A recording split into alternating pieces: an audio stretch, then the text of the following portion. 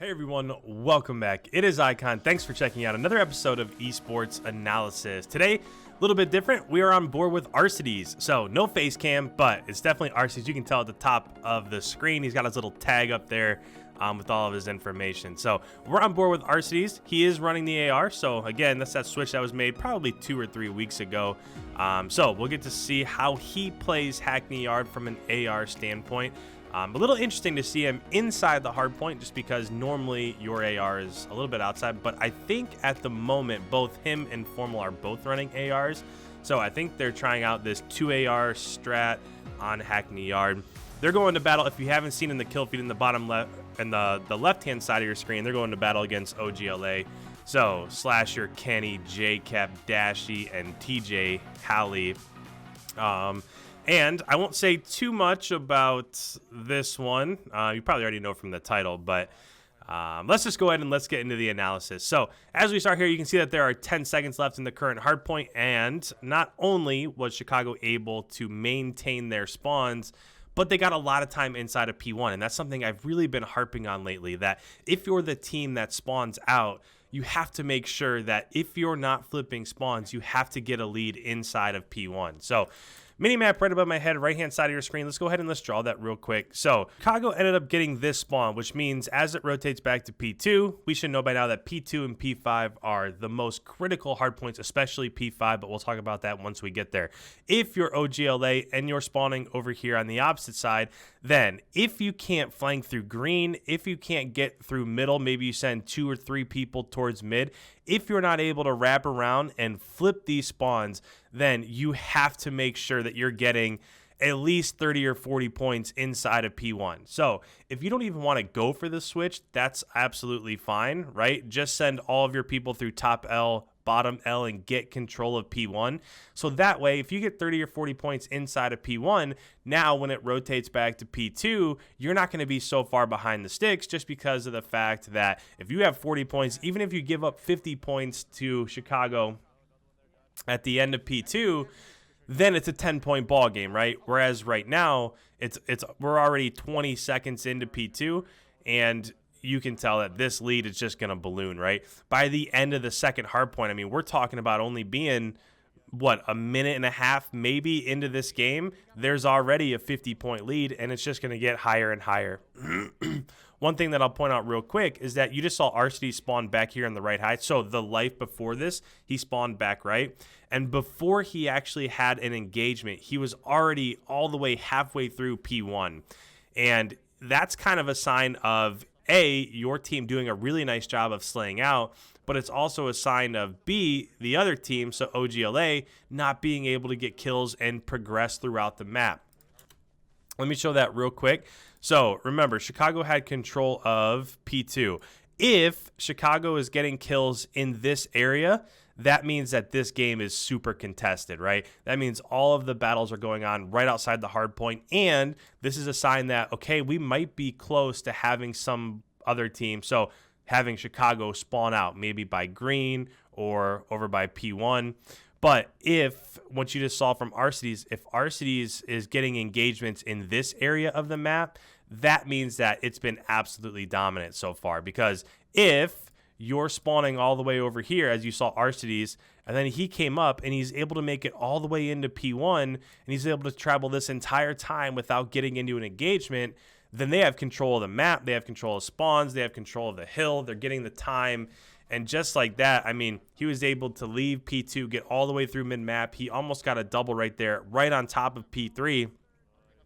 And what I'm paying close attention to right now is, are they going to be able to flip spawns? So, although they had a great start, right? It's basically 100-16. I mean, it's absolutely dominant. But OGLA can get back into this if they can hold that back spawn. So, not necessarily so much for P3, but if they're able to get, I don't know, 20 points off of P3 and then 20 or 30 points off of P4, and they're able to stack all of those points that come with having the advantageous position for P5, now it's probably going to be close to a tie ball game, right? So far, Chicago hasn't been able to get through that left-hand side of the map over by yellow. But we'll see if that changes here. The next as Gunless throws a nade that takes out ARCITYS. It does look like ARCITYS has switched over to an SMG, so kind of interesting there. Maybe they're going like first two hard points. They're having 2 ARs, just because if you have 2 ARs on the first 2 hard points, it's really easy to watch that right hand flank over by green and mid map, right? If you have 2 ARs. But now, as it goes to P3, P4, and P5, you don't really need 2 ARs so much as a nice double kill there from Envoy. But you don't need 2 ARs because everything is so close, right? The time inside of P3, the time inside of P4, and especially inside of P5, everything is really close. So you don't necessarily need 2 ARs. We'll see if ARCITYS is able to flip spawns here. He was able to get through, which is a little bit odd because OGLA had nobody watching that side of the map. Who was that? Was that Slasher that he just killed right there? It's hard to see on the left-hand side of the map. I think it was Slasher. But with that sneak right there, so they've got a 100-point lead. This is about to go back to P5, where inside of P5, it's the most dominant hill on the map. There's really only 2 routes, 2 choke points that you have to watch. So now that RC is spawning over on the right-hand side of the map, my guess would be they're going to be able to take this to 200. It is not looking good for OGLA. You're looking at the kill feed in the left-hand side. It's basically all blue. It has been all blue. Envoy, gunless. There's a nice 2-piece. But so as I'm watching this, it does look like OGLA was able to push out the left-hand side of the map. Let's just go ahead. Let's show that real quick. So if Chicago's spawning over here by back yellow, the reason why they're spawning back yellow is because they have somebody up top in this building. That's the spawn that you want because it's so close to getting inside of P5. Now, what I haven't seen a lot recently is that teams haven't been utilizing this smoke right here. Hopefully you can see it. I wrote it in gray. The rest of the map's kind of gray. But if you're OGLA, then a way to combat this is to have somebody up here in top L and to get kills as they come up off spawn. If you can spawn kill, then essentially what that does is that allows your teammates that might be spawning over here by P4 to be able to push through because there's not as much resistance because your AR is getting kills as they're coming up off of spawn. Now, I haven't really seen too much of that happening, but it does look like they were able to push through this left-hand side.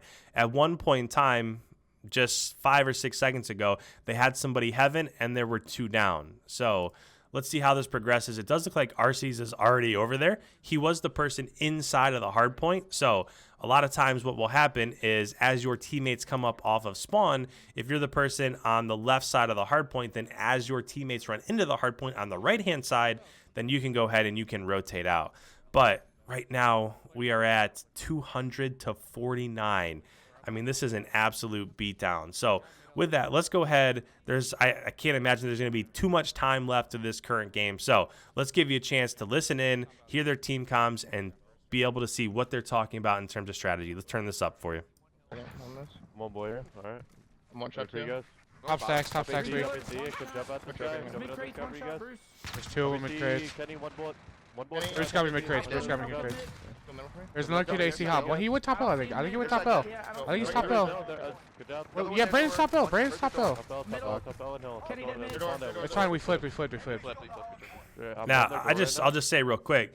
I know that this is a massive lead, right? And the spawns just flipped, which is unfortunate for OGLA.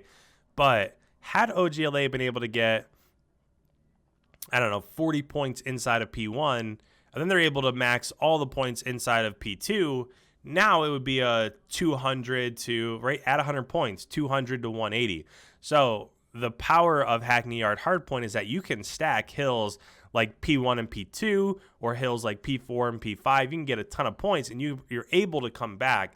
Unfortunately, they weren't able to do that, but that was the possibility there.